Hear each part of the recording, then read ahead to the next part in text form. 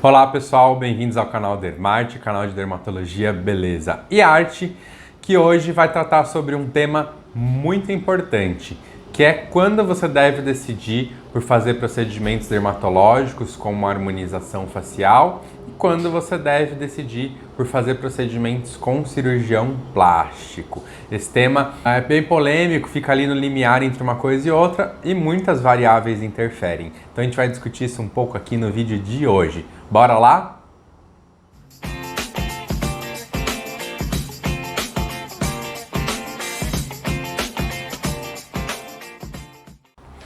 Mas antes de entrar nesse tema, eu quero convidar você que está aqui pela primeira vez a se inscrever no nosso canal no botão aqui embaixo e assinalar o sininho para receber as nossas novidades semanais. E aqui em cima vão aparecer as nossas outras duas redes, o Facebook e o Instagram, onde você vai encontrar postagens com mais frequência e temas diferentes. E tá aí uma decisão difícil, muitos pacientes ficam na dúvida. Quando que é o momento de fazer procedimento dermatológico e quando que é o momento para passar para uma plástica? Isso é um tema complexo. Por quê? Porque depende muito da sua vontade, do risco que você vai se expor, do profissional que está trabalhando com você, também de custo. Muita gente se preocupa com isso. Então vamos enumerar aqui algumas coisas que podem influenciar na sua decisão e eu vou dar também a minha opinião sobre esse tema, tá bom? Então a primeira coisa que pode influenciar se você deve fazer um procedimento ou partir para uma plástica é se primeiro você já fez algum procedimento dermatológico para amenizar aquilo que te incomoda.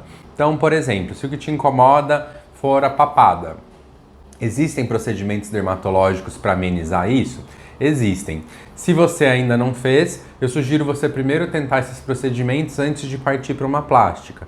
Por quê? Porque muitas vezes o efeito desses procedimentos já vai deixar você satisfeito ou satisfeita. Então, por exemplo, para tratar uma papada, você pode fazer bioestimuladores aqui nessa região do pescoço, pode fazer uma sustentação com ácido hialurônico aqui na região da mandíbula, pode fazer um ultrassom microfocado para diminuir aqui a flacidez, pode fazer fios de sustentação para levantar um pouquinho essa pele, tudo isso antes de partir para uma plástica.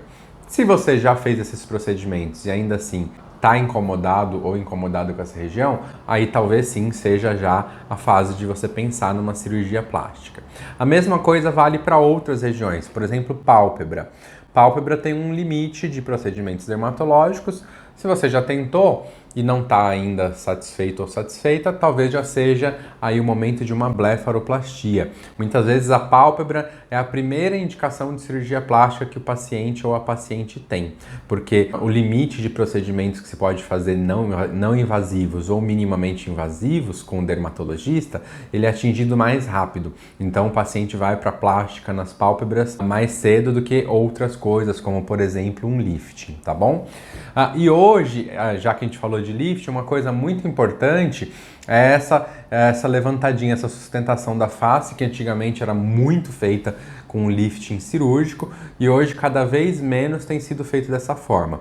Muitos procedimentos, inclusive os que eu citei aqui para papada, como bioestimuladores, o famoso MD Codes ou a harmonização facial, o Botox, fios de sustentação, bioestimuladores, tudo isso, ultrassom microfocado, tudo isso pode ser feito antes de uma plástica de lifting. E muitos pacientes não vão chegar a fazer o lifting, porque eles conseguem segurar aquela pequena caidinha que tem aqui com os anos, só com esses procedimentos, não querem se submeter a uma plástica, então eles preferem fazer aí um procedimento e uma manutenção anual, ao invés de ir para uma anestesia geral, cortar, anestesiar e fazer tudo mais aqui. E esse é um outro ponto que pode influenciar muito, que aí é a sua decisão de se expor ou não ao risco de uma cirurgia. A grande diferença entre esses procedimentos injetáveis, minimamente invasivos, e a plástica é a anestesia geral, né? As cirurgias plásticas de lifting e tudo mais, elas necessitam de anestesia geral e muitos pacientes nem sequer podem passar por esse tipo de procedimento, aí por questões de saúde, por alergia a anestésico e outras coisas. Então tá aí mais um ponto de decisão. O primeiro ponto então que eu falei foi se você já fez ou não um procedimento dermatológico que talvez resolva o seu problema. O segundo ponto é se você quer ou não se submeter ao risco de uma uma cirurgia, certo? O terceiro ponto é a diferença, e aí uma diferença importante, sobre a durabilidade de cada procedimento. Então, ponto número 3 é que os procedimentos dermatológicos têm aí uma durabilidade que vai de meses a 1 ano, a 2 anos, dependendo do produto e do que você fez.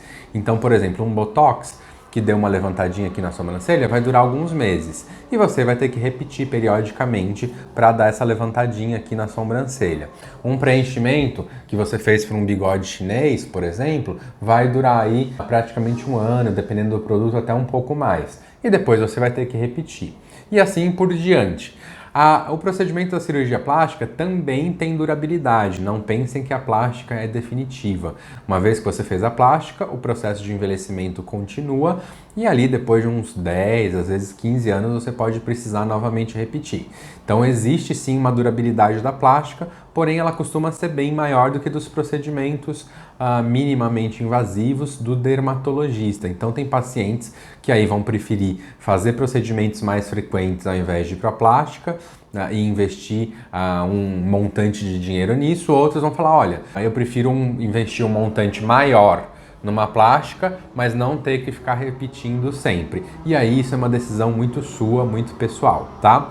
Eu, como dermatologista, a minha opinião, que eu falei para vocês que eu ia dar é o seguinte, que é uma coisa que eu faço para mim e na minha família.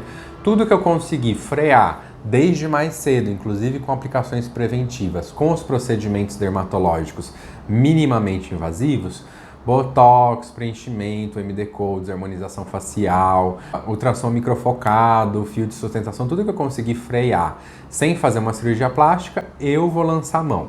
Chega um momento que esses procedimentos talvez não deem mais nem para mim, nem para você. E aí talvez sim seja o melhor momento de você optar por uma plástica, quando chegamos no limite dos procedimentos minimamente invasivos, como esses que eu citei. Você concorda com isso? Deixa aqui o seu comentário. Se você já fez plástica, escreva aqui sua experiência. Se você conseguiu escapar da plástica, deixa aqui também o seu relato. Se você concorda ou não, o que importa é a sua opinião. E se você achou esse vídeo útil, deixa aqui o seu like, curta, compartilhe e até o próximo vídeo.